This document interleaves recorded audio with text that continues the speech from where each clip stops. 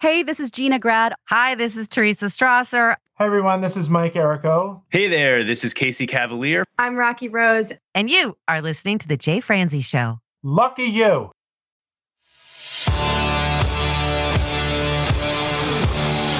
Welcome to The Jay Franze Show. A behind-the-curtain look at the entertainment industry with insights you can't pay for and stories you've never heard. Now, here's your host, Jay Franze.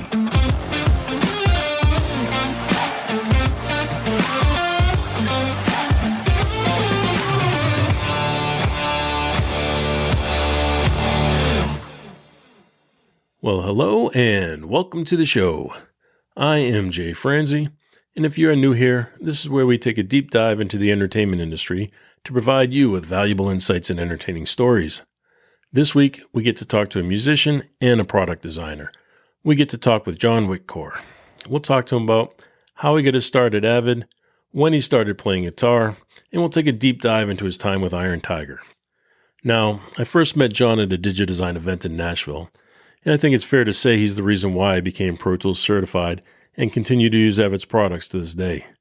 I can't wait to take a peek behind the curtain of Avid, and I can't wait to talk to him about his time in Iron Tiger. So if you'd like to join in, comment, or fire off any questions, please head over to jayfranze.com. Now let's get started. John, sir, how are you? I'm doing great, Jay. Thanks for having me on tonight. It is my pleasure, sir. I am looking forward to this. And I love your outfit. You're dressed for the occasion. You know, you're representing Boston. I love it. Well, sir, I want to just jump in, start off by telling you, my friend, are probably one of the reasons why I'm as deep into Pro Tools as I am. Oh. Met you back in Nashville. I got Pro Tools certified at the time, and I have not stopped since, sir. So why don't you go ahead and tell me how you got started working with Avid? Absolutely. You know, I guess it started out, I was a musician. I played guitar in school, and I was trying to figure out what I wanted to do. I wanted to play guitar. I wanted to be in a band. Then, the reality of it is like, I want to make some money too. So, you know what? I want to go to music school. I'm going to actually go to music school and learn how to record. And it was one of the first recording programs in the States here. It was UMass Lowell. Oh, yeah. They had a sound recording program. And I went through that. I interned at a studio called Blue Jay up here in Massachusetts. And I did that for a while. I actually interned for Mark Tanzer, great engineer, super great guy. A lot of long hours, a lot of long nights. And it's like, God, do I want to be doing this for the rest of my life? I don't know. I didn't know if that was the direction I wanted to go in. And my dad was in sales. And he was like, you know what, John, I've had a great career in sales. Why don't you look at sales? I was like, that's interesting. So I ended up interning. I took another internship for a company up here called Parsons Audio. And they're a pro audio dealer. And this was in the early 90s. All the major studios were still using tape, using 2-inch machines.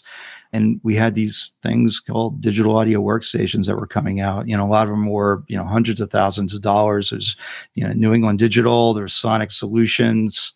A lot of companies had these very expensive systems that, pretty limited capabilities. But pretty awesome capabilities at the time, considering that everybody was cutting tape still with physical razor. So I took an internship there that turned into a job. I became the workstation guru.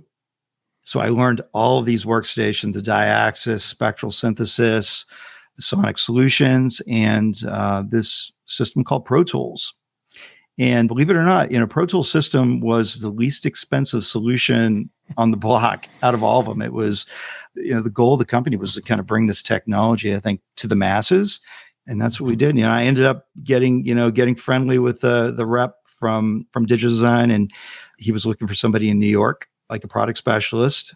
I took the leap and applied for the job, and it was AES. I forget what year it was. It was 90 something, but it was when they were rolling out Pro Tools 2.0, which was the first application that took like the mixer and the editor and made it into one application, because before that it was Pro Deck and Pro Edit. So it was two completely separate applications. And Pro Deck wasn't even made by DigiDesign. It was made by a company called OSC.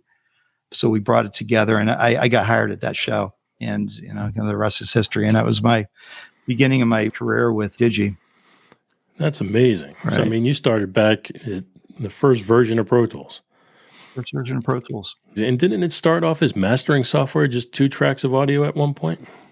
Yeah. So the first system, it was called Sound Tools, and it used an application called Sound Designer. And it was a 2-track system. It was a destructive editing system. So when you edited in it, you better like it.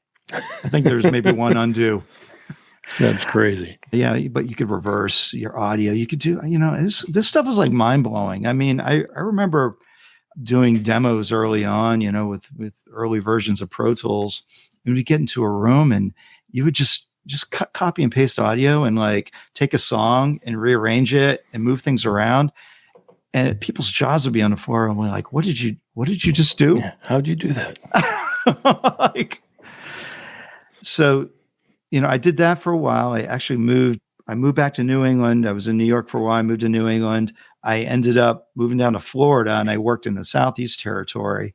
Then I became the Southeastern regional manager. Moved to Nashville, and that's where I met you. Yep. Lived there for about 10 years. When I moved to Nashville, everybody, even, this is like 2000 still, or early 2000s. Most of the studios were still using tape.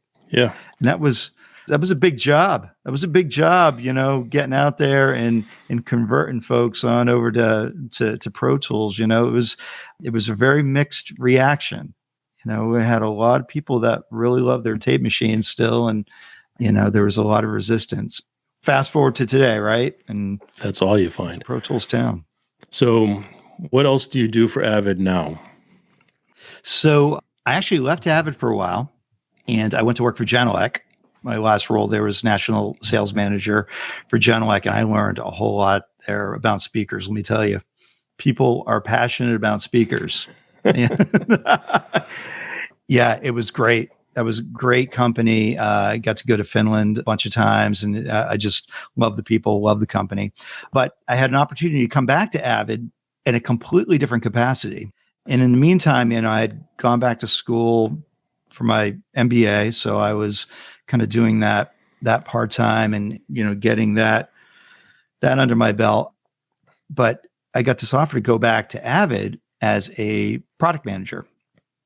So completely different shift. I've been doing sales my entire life, but come to find out when you're a product manager, you have to do a lot of different things. And having that sales background is critical, because when you're making products, and I'm in a dual role. So I am a product designer and a product manager. So I actually come up with like a concept for a product. I write a thing called a PRD, and a PRD is a product requirement document. It's essentially like a Bible about the product. You have to say everything that the product does, how it does it, software components, the hardware components, all that. But in order to do that, in order to get to the product, you have to understand customer workflow. So you have to know your customers. And that's, I think having that sales background and being in front of customers all the time and seeing how customers work and just keeping that interface with the users is important to kind of go back then to the company, go back to my desk, whenever it comes time to create a product. So I used to help out doing the beta testing, and we used to submit our thoughts and issues we'd come up with. Is that the type of stuff you're doing when you're talking about dealing with your customers? Yeah, most definitely. Yeah. So we have beta testers that we poll for feedback. So, if the product's already in development, usually it's like a bug type thing, right? So the beta testers are testing either software, they're testing hardware, they're running it through its paces, and they're either finding a place where the product falls down, something we have to fix. Maybe it's a bug. Maybe it's just something that we omitted. There was something in the workflow that isn't there that, oh, geez, yeah, you're right. We need this preference. So we have to go back in and create that preference. So then I have to then go talk to the engineers. We have hardware engineers and we have software engineers, sit down with them and find out, okay, what's possible? Because, Sometimes you get some great ideas of things you want to do, but the technology can only go so far. And especially when you're talking about price, you want to keep things at a certain price. Of course, you want to put everything in there, right? You want it to be like the super product, but you have to kind of scale it one way or another. You've met everybody in Nashville. I mean, you're in a position where you provide a tool that every single person in Nashville uses. I mean, everybody around the world at this point is using it. It's the industry standard. At that time in Nashville, I mean, you were that connection. So when you're out there in the field and you're talking to these engineers, is that where you're getting the ideas or the requests from them? Yeah, most definitely. Yeah. I guess it depends on the product. If when you're talking about like Pro Tools and advanced features and things like that, you're going to go to the A-list engineers that are using the product in these really, critical situations. They have an artist or a producer, somebody sitting right there. It has to work a certain way, and they're going to give us feedback. And that's why we have a customer association as well. We have something called the ACA, and there's actually a Nashville chapter of the ACA, but it's made up of users, and they'll come in and we'll have these meetings, and they'll tell us their war stories and let us know, about things maybe that went well, maybe some things that didn't go so well that week, and things that we can work on and improve and give them. I don't think a lot of people understand just how fast-paced Nashville is. And when you're working with a producer and you've got the band in the studio and everybody is focused on getting a job done in a certain period of time. And to be the person sitting there pressing the buttons and praying that everything goes the way it's supposed to go. I've worked it. I've seen it all, the good, the bad, and the ugly. So I know exactly what they can expect. Mm-hmm. So can you give me an example of that, something that you've done recently? Yeah. So my first product that I've kind of managed and designed and everything from soup to nuts is the new MBox Studio. And, if your listeners maybe know of some of the previous MBox products, that's it was kind of our intro into the home personal studio space market. We had the original MBox released like 20 years ago, a little over 20 years ago. And we had like 3 generations of MBox after that. So we kind of got out of that space for a while. And that was one of the reasons I got hired back, is we wanted to get back into that space and offer a piece of hardware that works with Pro Tools and also works with any DAW. It works with Logic. It works with Cubase. It works with Reaper, Mac, and PC. It's even iOS compatible, so you can hook it up to your iPhone and that's pretty use cool. it with BandLab, or you can probably use it with the new Logic that's coming out right for the iPad. Yeah, so that's the first product that I've worked on. It's a desktop interface. It sounds amazing. We have another product that I'm actually the product manager for called Carbon. And Carbon is it's a step up. It's a hybrid DSP system. We have another product called HDX, which is a pure DSP-based system, and you work within DSP. The DSP gives you power on demand. It's not scalable in the sense that you're relying upon all your computer processing to run different effects and things. You have like a dedicated DSP. You're going to get dedicated performance or consistent performance. So the Carbon system kind of takes some of that DSP and applies it to the tracking process. So when you're tracking, a lot of times with interfaces, a USB interface, you're going to deal with latency. So Carbon allows you to put the DSP on a per track basis, and it works kind of like an analog mixer where you don't have any latency at all. So you're tracking a band. The band doesn't hear any kind of latency when they're tracking. So the MBox uses a lot of the technology from the Carbon system as far as like the mic preamps, the audio circuitry. We have a thing called variable Z, which is a variable impedance, which gives you different tonalities and things. But we incorporate some of that technology into the MBox, and it's a lower cost system. It's under $1,000. Comes with a subscription to Pro Tools, comes with a subscription to Sibelius, which is our notation product. It's a great way to get into Pro Tools. And also it's very open-ended, so you can use it with just about anything out there. There's actually a lot of podcasters that have adopted it because it sounds so so good. It's a good way to up your audio quality for podcasting. That's pretty cool. Looks like it's a beautiful piece of equipment. It looks really nice. I like it a lot. I have this one. I have my production go ahead, piece show off. on my desk, but this is my Eddie Van Halen striped That's the one you're sending to me? Is that what you said? prototype. This will be the one I send you. Yeah. Yeah. That's You can awesome. see it's got a ton of connectivity on there. I like it. And it's a monitor controller, so it controls your speaker levels and allows you to switch between multiple sets of speakers. Has Bluetooth in and out.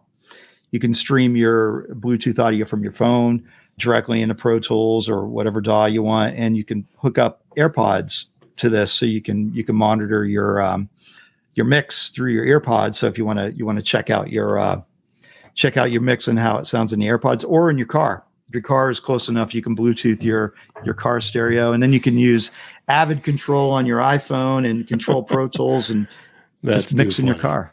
I was just telling somebody just the other day, my ideal world would be able to finish my mix in the car itself. Now you can do it. Oh, you're killing me. Oh, my wife's going to hate things like me. that. It's like it's workflow. You kind of think like you got these cool features like Bluetooth, but how would somebody use that? Is it like you just don't want to have something on there that's like, yeah, you know what? That's just it's a thing to sell the box. Right. It's actually useful. Well, I have Bluetooth on this device over here, but all it does is it allows me to take a phone call. It's not allowing me to mix in my car. Right. Oh, that would be awesome. So once you've come up with this idea from soup to nuts, can you walk me through the process of what your steps were to put this together? Yeah, sure. So the first thing is basically going out and doing competitive analysis. So you want to see what the competition is doing. You want to go and kind of find out what the users are saying about these products, what they like, what they don't like. And you want to create some focus groups, hold some focus groups, talk to people. I talk to students, talk to professional users, talk to bedroom producers, the whole gamut. You want to talk to a bunch of different people and find out what do they want? What gets them excited? And I had some ideas, general ideas, because I actually built this for myself. I think that's the most important thing. When you build a product, you want to get excited about it yourself. Obviously, I'm a guitar player. I had a vision for a product that I wanted that would do everything I needed to do. So you take these ideas and then you bounce them off other people, even just people within a company. Because in Avid, a lot of the people that are here are musicians or actually use the products that we make. So talk to my peers and colleagues and kind of get their feedback. And then you kind of put it all together, and then you get to a point where like, okay, this is the product. And then you got to find out, okay, well, can we actually make this? And can we make it for the price that we want to sell it for? So it's a lot of, there's a lot of iterations back and forth. So you come up with the price first? Yeah, kind of came up with the general price of where we need to be. And that's all part of that competitive analysis. Right. See what everybody else is doing. Yeah, and find out what's moving, what's the sweet spot. Makes sense. Mm-hmm. So when you're putting this together, what are some of the challenges you come across? Oh, geez. Well, I tell you, it was probably the most challenging time to build a hardware product these last few years. If, with supply chain issues, anybody following the news, you're like these car manufacturers, they like GM had all these trucks, lined up that they couldn't deliver because they didn't have chips to get these things to the dealers. And I know there's some car manufacturers that actually de-featured some of their cars just to ship them out. Like, all right, yeah, this one doesn't need heated steering wheel. Let's get it out there. And people were still paying the money for the heated steering wheel because they needed cars. And it's crazy times. So, and then for us in the audio industry, there was one other thing that was a challenge. There was a chip factory, AKM chip factory that burned down. And they supply a lot of chips, a lot of like converter chips and that sort of thing for audio products. So all of a sudden, these chips weren't available. and every manufacturer that's using these chips is like scurrying to try to find replacements, and it was just a super, super challenging time. So there was quite a few times where I had to change things, in the design to kind of work with products. What got left out? Well, you know what? Nothing did get left out, which is the miracle. Yeah, we got everything. I got everything I wanted in there. We just had to go to a different plan to get there. Wow, that's going to be tough, right? Especially being the first product you're going to take on from start to finish, and then somebody throws a curveball at you and says, well, you can do it, but we're going to tie your hands behind your back. When you're dealing with a product that is software and hardware too, that's always a challenge, because you have different people working on different pieces of the puzzle. And with a product like the Mbox Studio, there's a processor inside of it. So there's firmware that lives on that processor. So we need engineers to develop for that firmware. And then you need engineers to actually build the box. But then we have software. So there's a software component that runs on the computer. So 3 completely different teams that kind of have to be in sync with each other. And that was another challenge. Is our software team at Avid. A good portion of them are in the Ukraine, and I tell you, talk about people that are dedicated and have work ethic. I have the utmost respect for our team in Kyiv. Once the war started and things, we didn't know what was going to happen, and we're just prepped to just stop everything. And amazingly enough, these folks still wanted to work. I can't imagine it. Yeah. I mean, it's impressive that they do it, but I can't imagine under these circumstances that anybody's thinking about going to work. Yeah. And these are my friends, people I talk to Right. pretty much on a daily basis, and air raid sirens going off, and they have to, okay, well, looks like there's something going on and we're going to be offline, and you're wondering, just making sure, you want everybody to be safe, but yeah, amazing people. And we got out a pretty amazing product at the end. So it was great.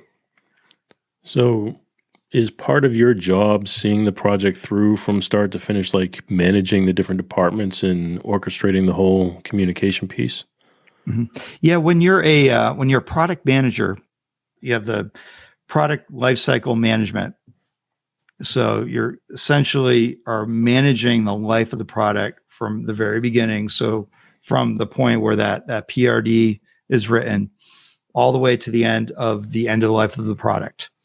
So after, the product has been out, however many years, and it's run its course, and then you come out with the next iteration of that product or next generation. So you're basically just managing the entire life of that product. So it's an interesting job. I mean, it never gets boring. Never gets boring. So I would say some of the phases are probably more fun than others. I'm a creative person, so I really enjoy the creation of the product. I love that. Your brain is always going, and you're thinking about, oh, can I do this a different way? I just can't wait to kind of get back and talk to people and brainstorm and then when you finally see this thing, you're giving birth to the product. It starts from nothing, right? It's really literally like an idea. And then the prototypes start coming in, and the software, it starts as like a blank window, and you maybe have a couple little things up here, and then all of a sudden it starts populating, growing and growing, and it grows, and it looks like the mock-ups I've done, and it's cool. It's cool when it all comes together, and then you finally have it, and then it's a big race at the end. You got a market launch, you have all these milestones you have to hit. Market launch for Mbox Studio was AES in New York. So that was the big reveal. And it was cool. It was cool. It was a fun time. That show was great. We had a lot of activity around the booth, and I just enjoyed being there so much and just seeing people go by and experience this thing and get excited about it. And it's like, wow, yeah, I did that. That's pretty cool. No, I mean, that's got to be an amazing feeling. I mean, for you to put something together from start to finish and be your first product and then see it on the floor of AES and have people come by and show interest in it has got to be an amazing feeling. Absolutely. Now that it's out, yep. What are your next steps with it?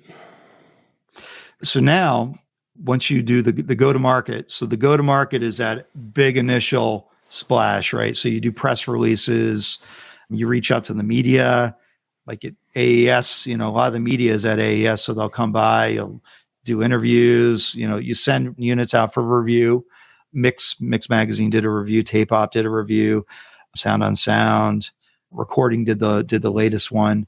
So you get all these outlets and get it, and they do a review. And every single review that's come back so far has been stellar, which is great. I mean, that's a good feeling because you're always like, oh, well, you don't know, right? It's a surprise, but every review that's come back has been great.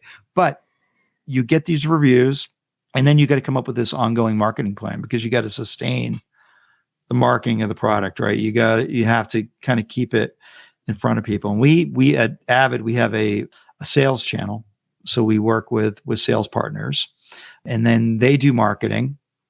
Like one of our partners, Westlake Pro, they just did a video with Troy Van Leeuwen from the guitar player from Queens of the Stone Age, which is really cool. And it's just this video showing about how he records guitars with the Mbox Studio and using his stomp boxes and that sort of thing. So we, our partners help us with the marketing, but then we also do our own marketing. And we create video content. We create training content. I think training is a really big part of it because the stuff can use some demystifying, sometimes, in any kind of technology. So I think having like videos and different tutorials and things out there for people to easily access to see that, I can do that.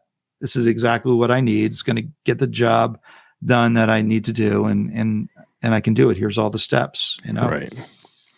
Well, I think you're 100% right. I think, especially in the world of Pro Tools, it's like looking behind the curtain. And they build it up in their head much more than it probably really is. And then when they get their hands on things, they realize it is obtainable and it is something they can do. I mean, I can remember even back to the early days of the 001, I have the promo videos for those still to this day. I think they're on my shelf in the other room here. I remember just watching those and kind of saying, okay, that makes more sense now. So do you plan on putting something together like that? Yeah, we actually have a whole page of videos. Oh, really? So you already have them out? Yeah, when you go to the landing page for Mbox Studio, there's a few tabs, but there's one called Getting Started. And you click on the Getting Started tab, and there's a whole bunch of videos that come up. And we had a bunch that were ready for launch. So right when we launched, kind of had a whole bunch of videos ready to go that we posted, but we've done a few additional ones since, kind of getting familiar with it and working with Q mixes and setting up your monitoring. What's the variable Z thing I was talking about? How to record drums, how to link up two of them together if you want to record a band. That's pretty cool. It's actually very cool. I remember the 001 video, I think it was, where it was recording a band in a house. Yep. I actually have a VHS copy of that video. Yeah. I think I have a VHS and a DVD, if I'm not mistaken. It's pretty sad. I know. I'm old. We both are, Jay. But we're looking good. We're doing all right. And tell my wife, please. The technology, it moves so fast. I mean, there's constantly something else coming around the corner. How are you future-proofing this? Well, I mean, I think you always got to be looking for, what's next, right? But then also when you develop a product, you want to, there's things that when you release the product, I mean, it's not necessarily the end of the development of the product. There's a lot of things that we can do. We're actually coming out with updates for Mbox Studio, for instance, that'll allow it to do other things. Like the next update will be surround monitoring, because immersive is pretty big now, and being able to be like a bedroom producer and be able to dabble in the surround, I think is a pretty cool thing. Or for video editing suites is another big thing. We're showing this in use. We're actually qualifying it for use with our Media Composer. So on the video side of Avid, we have a product called Media Composers, which is essentially the Pro Tools of video, but you can use this with that. And a lot of those workflows, those are all surround workflows. So, but yeah, there's with hardware, you use what's available, to today's, but things are always changing. So that's, you have to always be, kind of keeping an eye out about what the new technologies are. And I tell you, like AI today, right? Talking about new technology, you got to stay on top of it. Geez, that's changing every day. It's amazing too. I mean, I find it to be amazing, and I look for all the positives that you can do with it, but I can also see all the negatives that can be done with it too. So we'll see what's going to happen over the next year or so. Yeah. I joke, I'm going to develop the MixBot, 3000, right? And you just kind of just put your tracks in until it kind of goes like this, and it's going to happen. Spits out the perfect. I mean, that's kind of where we're at. It's pretty wild. They have AI mastering now, so. Yeah, I don't know if you listen to Rick Beato at all, but he's posted some interesting videos, kind of talking about like the music writing side of things and the publishing. How is that going to play into that and rights. While we switch over and talk about music, I want to take a deeper dive into you as a guitar player in the band that you're playing in, because I find it fabulous. Sure. It's awesome to me. So let's start with your guitar playing. Can you tell us how that started for you? Yeah. So, probably like 4 years old. My dad had these like Glenn Campbell records, and I latched on to Rhinestone Cowboy. I just love that song. I don't know what it was, and I had to have a guitar. They bought me like this like stuffed guitar, right? And I played it like a lefty. And then they were like, oh, maybe we need to get him a real guitar, right? And so I got a student guitar, and they signed me up for guitar lessons, and I took guitar lessons, and then, went into junior high, and kind of my art teacher was super cool, and he played guitar, and he had a telly, and he had an amp, and he had like a distortion box, and I was like, wow, what's this? Yeah, that's kind of when I discovered rock and roll and electric guitar, and yeah, I just got way into it. I just loved it. It upped my coolness level in junior high. Of course. There you go. The unpopular kid to like, oh, he plays guitar? Wow. So, no, it was great. And I got into recording. I actually got a Porta Studio, 4-track Tascam Porta Studio. So that's how I got into recording. I had a TR-626 drum machine.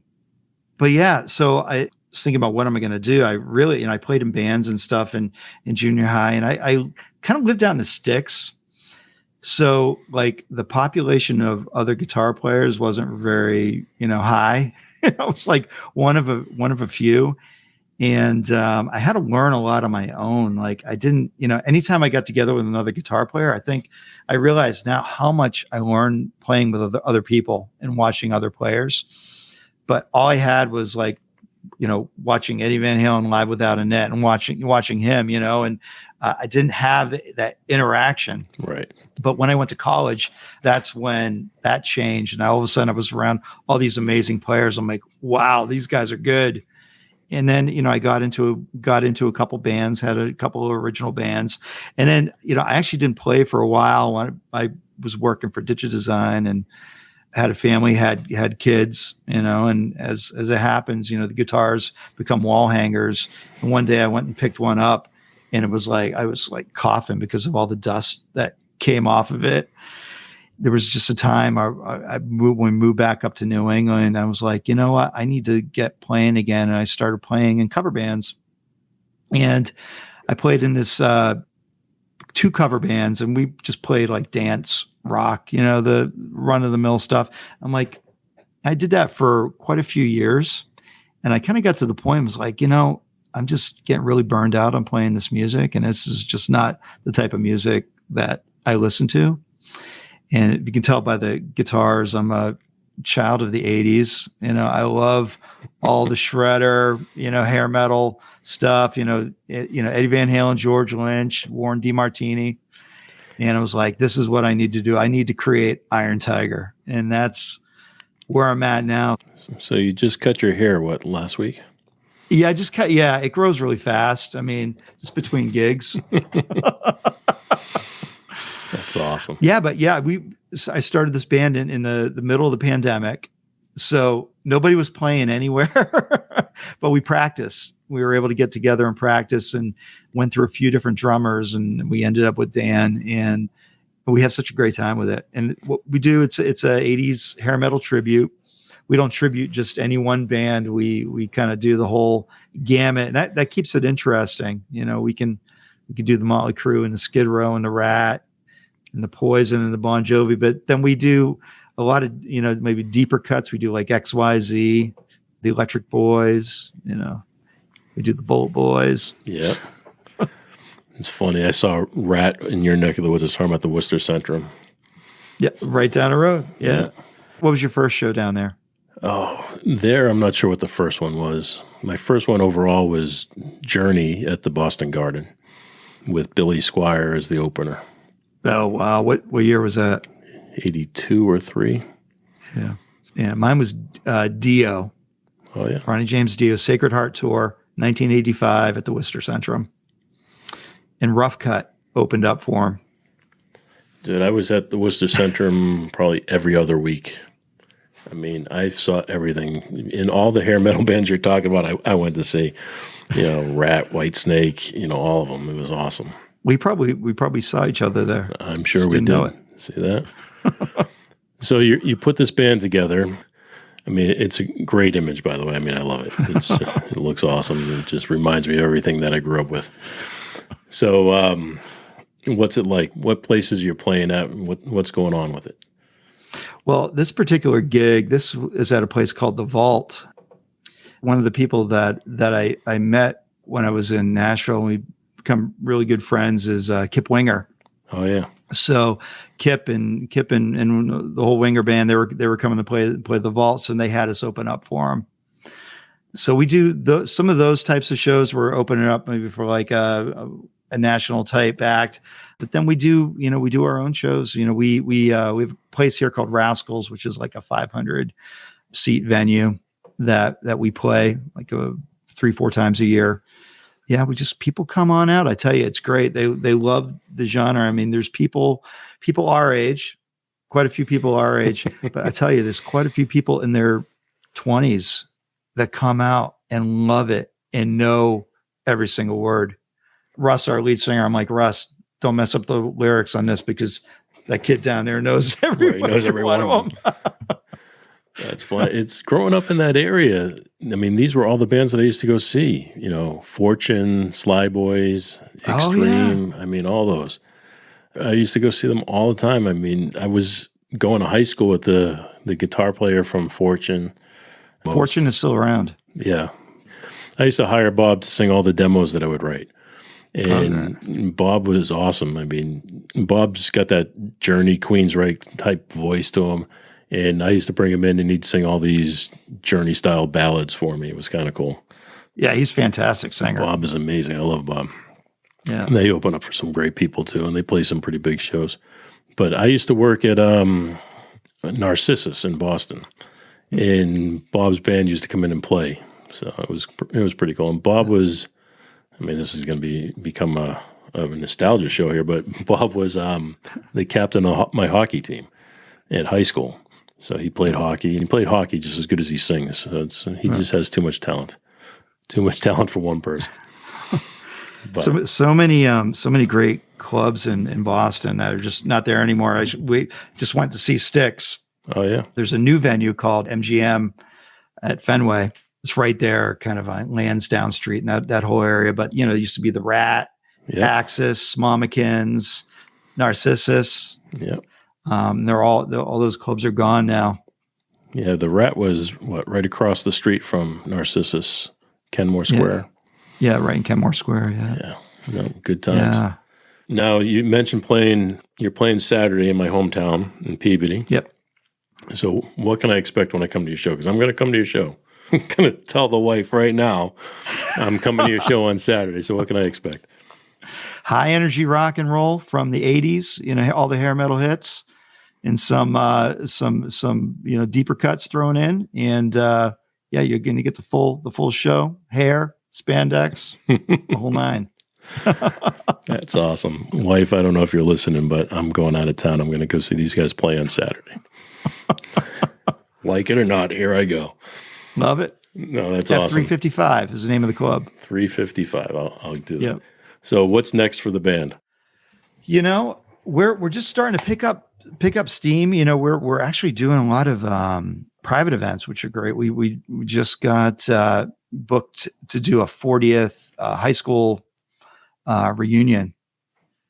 This is going to be pretty phenomenal. So we're going to have to do some of the earlier 80s hits, maybe some Van Halen. We might have to make some excursions maybe into the late 70s. We'll do some like Thin Lizzy or something. That's funny. The band, it's all about fun. I mean, it's none of our main gig to say, but it's That's what makes have it to fun. do it. I mean, that's why I got into this whole business to begin with. Was playing guitar. Was listening to that Glenn Campbell record, and getting inspired to play guitar, and you have to keep on doing it. You have to keep on getting back to your craft and play. It's important. All right, sir. Well, we have this thing here we do called Unsung Heroes, where we take a look at somebody who's working behind the scenes, maybe support you in some way. Is there somebody that you'd like to shine a little light on? Oh yeah, well, I got two people for sure. I mean, my mom, number one, she's my rock, and she's supported me all the way from the beginning, from the guitar lessons and putting up with the band practicing in the house and my loud guitar all the time. But yeah, she's always there for me, and she's great. And then my fiance, Stacy Lynn, she is just huge support mechanism for me and is always there, keep me going. And it's not always easy. Life is hard. You have a dream gig. I mean, I have a dream gig, but it gets tough sometimes, and you need somebody there to support you. Well, that's true. I always say that, my wife, as much as I pick on her, she's there for support. But spending so much time in this industry, and it's a tough industry to be in. It's a tough industry to rely on and raise a family and so forth. And I've watched my career go from, writing songs to engineering and producing and working for producers in Nashville and then doing demos. And so it's just kind of always just flowing around and dancing around it. And having somebody who's willing to understand what's going to come next, I can see that. That's definitely support right there. My daughter is 13 or just turned 13, and she wanted to start playing guitar. So I went out and bought her a Stratocaster. And the reason we got the Stratocaster is, well, she liked the color. We went to Guitar Center and let her pick out whatever she wanted, and she liked this. It's kind of like an aqua green coloring, but she loved it, and she loved the way it felt and fit on her. When she sat down and put it on her leg and stuff, and she really liked it. And then, like maybe a month after she got the guitar, we went to a convention and she saw a guitar they were giving away. They were giving away two things: a guitar and a fire pit. And you scan a QR code and you could win one. So she wanted to scan that thing so bad. So she scanned it, had me scan it. We, scanned it, put my wife's phone number, my other daughter's phone number. So she wanted to win it. So she went up and asked them. how many people are entering this thing? And they're like, well, probably a few 100,000. And she's like, she goes, Dad, I probably got a 0.0005% chance of winning. I'm like, well, just don't get your hopes up, just. So she goes back to the guy, when's the drawing? He's like, it'll be Monday. So there it is. Wow. She won it. She got it. She did. That's amazing. It's another Stratocaster. It's identical to the one she has, but just a different color. Well, I just bought that red one just because it's red. Yeah. It came up on Reverb. I'm like, I've been looking for a rocket red Charvel. They haven't been out. One came up. I'm like, okay. All right. So now I got to sign her up for lessons, and I took her down. I didn't realize these were real places, but I took her down here in the Cincinnati area. They have the School of Rock. Oh, great. Yeah. So she's signed up for the School of Rock. She's going to start taking lessons and playing in their band and the whole 9 yards. I mean, it was an impressive place. I don't know if you've ever been in one, but we went, took a tour of it. All these little kids playing in a band and stuff. It was pretty cool. That's fantastic. How old is she? She just turned 13. 13. Perfect. Yeah. I have a 13, an 8, and a 1. So I'm too old to be having kids. And wife, if you're listening to this, I'm too old to be having kids. But yeah, so 13, 8, and 1. The 13-year-old plays saxophone in the school band, but she wants to play guitar. And she's listening to the Arctic Monkeys is her band of choice at the moment. Cool. So we're going to be going to Nashville to check out the Arctic Monkeys. Fantastic. Hey, I'll take it. Yeah. I'll take it. And then the 8-year-old wants to play drums, so we'll see if I can stomach that. You can have a whole band. Yeah. Then we can go get the other one playing bass, and we're all set. That's too funny. Sir, I can't thank you enough for coming on here tonight. I really do appreciate it. My pleasure. I mean, I'm honored to be here. Any final words you'd like to leave us with? You know what? Just follow your passions. I think that's the most important thing. Whatever it is, it's work, but it doesn't feel like work as much when you're passionate about it. Now, I hope you enjoyed this conversation as much as I did. John truly has created an amazing product, and it's a product that we'll probably all use every day for the near future. In his band, I had a chance to see his band play this week. Oh my God, are they amazing. I can't stress it enough. If you ever get the chance to see them play, you have to see them play. So please join me in giving John a big thanks for joining us this week and sharing his stories. And thank you for taking the time to hang with me here. I really do appreciate it. If you enjoyed this episode, please share it with a friend. You can do that and find links to everything mentioned over at jayfranze.com/episode 13. Thank you again for listening, and I'll catch you next week. Thanks for listening to The Jay Franze Show. Make sure you visit us at jayfranze.com. Follow, connect, and say hello.